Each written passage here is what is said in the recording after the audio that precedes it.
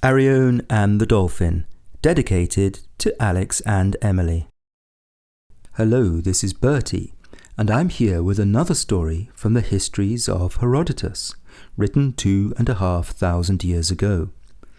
Some people think that this particular story is a myth, but I'm not so sure. See what you think. The story starts in Corinth, which was one of the great cities of ancient Greece. At the time of this story, Corinth was ruled by a man called Periander, who lived about 600 years before the birth of Christ. We will hear more about Periander and Corinth another time, but for now I'll explain that he loved the arts, including wonderful columned buildings, paintings on pottery, and music. In this time, the most famous musician in Greece was Arion, who was born on the Greek island of Lesbos, near Turkey. Periander invited Arion to come and stay with him in Corinth, and to play his music at the court. So what was Arion's music like? I'm not going to try and give you a rendition, but I can say that he sang and played the lyre, which is a stringed instrument. As he was born near Asia, I think his music would have sounded slightly Eastern. He was particularly famous for inventing a kind of song and dance dedicated to Dionysus, the Greek god of wine. Well, the followers of Dionysus were known for being pretty wild, and it seems likely that the music of Arion would have been a bit out there and had a good stomping beat to it. As he was so famous, we might think of him as a sort of ancient rock star. Herodotus tells us that he made his base at Periander's court in Corinth, but he also liked to go on tour from time to time. He was invited to go and play his music at a festival in Sicily, situated in the toe of Italy. There was a Greek settlement there. Arion travelled to Sicily, performed to great acclaim, and was paid a good sum of gold for his appearances. Like I said, he was something of a rock star of his times, and he was both mega famous and rich. After his tour of Sicily, he took a boat back to Corinth. The crew of this boat understood that they had a VIP passenger and that he had plenty of money with him. And as they were a rough sort, they decided to rob him. So when they were out at sea, the ship's captain gave Arion a choice. He could commit suicide, and they would give him a proper burial on land, or he could jump overboard. It wasn't much of a choice, but Arion remained composed. He chose to jump into the sea, but before doing so, he made a last request. Could he sing and play his lyre one more time? He promised that when he had finished singing, he would jump over the side of the ship into the waves. Herodotus tells us that the sailors were delighted to have a private performance from the world's most famous singer, and they readily agreed. Arion changed into the special robes that he wore for his performances, and he sung his heart out.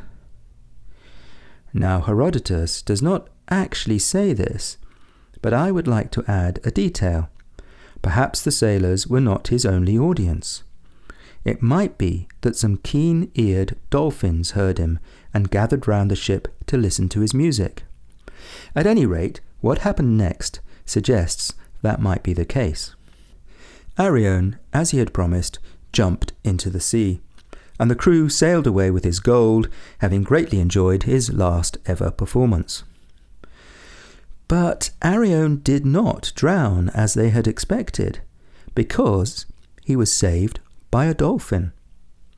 The dolphin picked him up on his back and swam until he was near enough to dry land for his human passenger to scramble ashore at Cape Tainarum, on the bottom of the Peloponnese, where there was a temple to the sea god Poseidon, and also the cave of Hades, which the Greeks believed was the entrance to the underworld of the dead.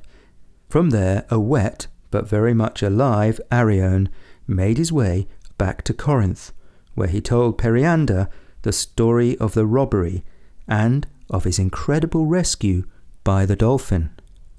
Now, Periander thought the story was so amazing that he was really not sure whether or not to believe it, and he put Arion under arrest. When the boat that had carried Arion arrived at Corinth, he summoned the crew to his palace.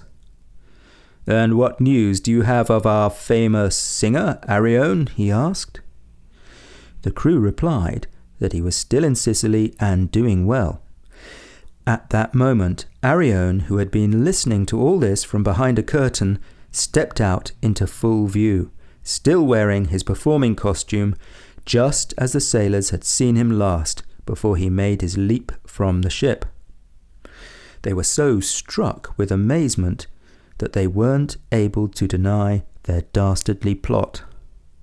And Herodotus tells us that he has heard this story from both the Corinthians and the people of Lesbos, and that he's seen a bronze statue of Arion riding the dolphin in the temple at Cape Tainarum, where he came ashore. So Herodotus clearly believed the story of Arion and the dolphin. Many people, however, seem to think that this is a myth, meaning that it's probably not true. In fact, the famous English historian Edward Gibbon called the story of Arion a most unphilosophical fable, since it supposes the friendship of a man and a sea fish. Elsewhere he remarked that Herodotus sometimes writes for children and sometimes writes for philosophers. I think he's using the word philosophers in the meaning of those who love wisdom and truth. But is the story so unlikely? The sea, of course, is mainly full of fish, but dolphins live there too, and they are unusual because, like us, they are mammals.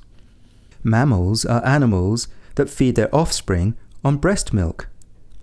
Dolphins form close families, protect one another, even give each other gifts, speak to each other with sounds, and generally act in ways that are not entirely different from us humans.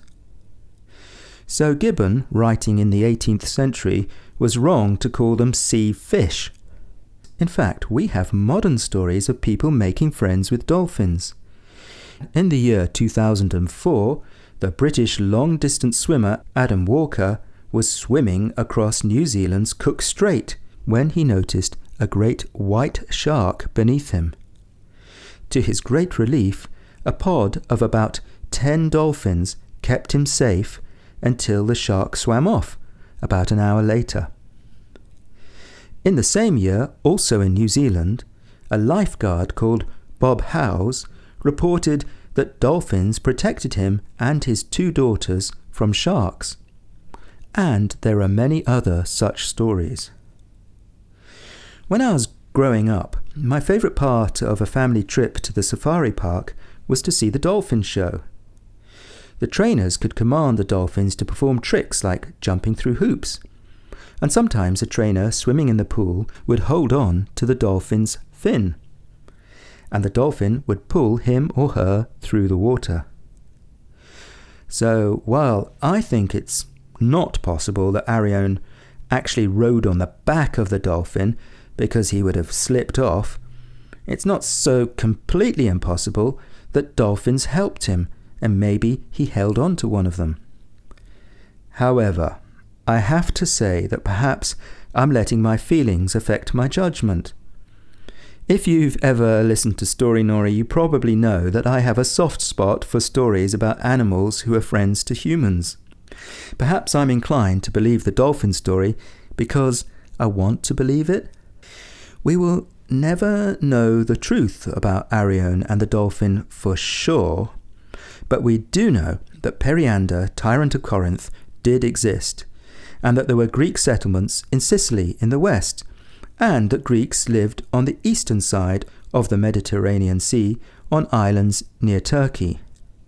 These widely spread Greeks had different rulers, but they shared a language, religion, and culture, and they were connected by sea trade. It's perfectly possible that Periander invited a popular singer called Arion from Lesbos to come and stay with him in Corinth, and that Arion travelled to Sicily, and that he was robbed at sea. Anyway, kids, as always, you are the jury. It's up to you